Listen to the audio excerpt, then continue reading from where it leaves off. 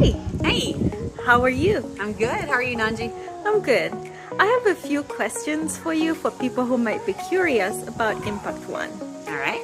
Okay, what did you see in Ngombe that inspired you to start Impact One in 2013?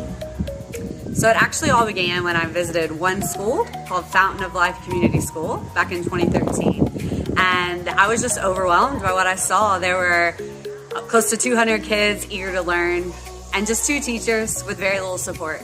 And God just planted a dream in me. Let's start here. Let's start with the school and invite others to join us and begin equipping them to educate their students. And looking back over 13 years, what is one moment that reminds you why this work matters?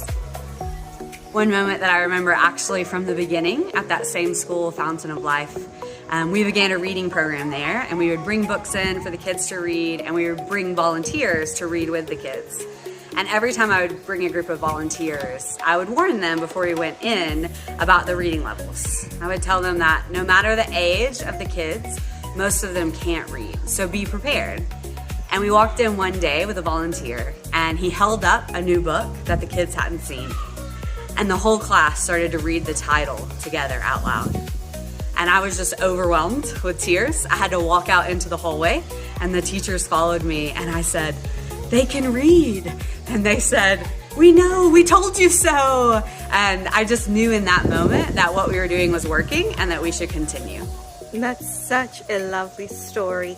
And after 13 years, what keeps you going? Definitely the lives that we see changed each and every day.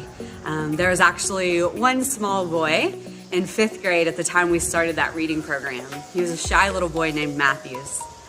13 years later, he is now a confident young man who actually volunteers in our library, helping children learn to read, learn how to use the computers. And seeing him invest in others, what we invested in him, is just overwhelming. And that's the heartbeat of Impact One, pouring into others so that they can transform their community.